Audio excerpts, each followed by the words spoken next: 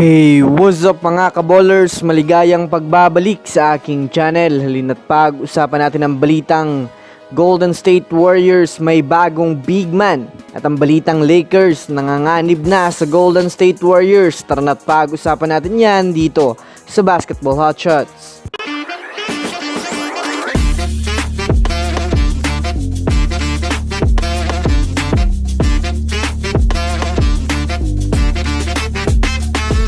Una nga muna tayong dumako mga kaballers sa balita patungkol sa usap-usapang kaya na nga daw ilaglag ng Warriors ang Lakers ngayong end season.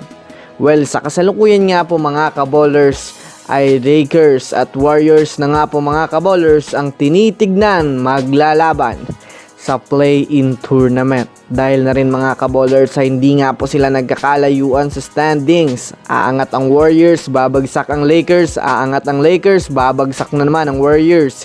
Kumbaga mga kaballers, laging isang game lang nga po ang lamang nila sa isa't isa.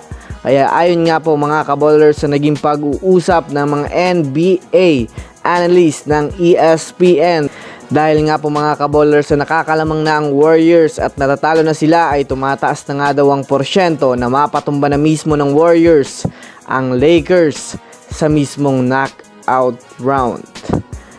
Base nga sa naging dahilan nila mga kaballers ay marami na nga daw mga players ngayon ang Warriors na pwedeng pantapat sa kanilang mga players, lalo pat ang iba nga daw dito mga kaballers ay nag-stand out talaga para makatulong sa dynamic big three ng GSW. Bukod pa dyan, mayroon na rin naman ngang si Steve Kerr. Magandang rotation sa lineup ng Warriors kung paano niya ito babalasahin sa court. Kaya naniniwala sila mga kaballers na nanganganib na ang Los Angeles Lakers ngayon sa kupunan ng Golden State Warriors.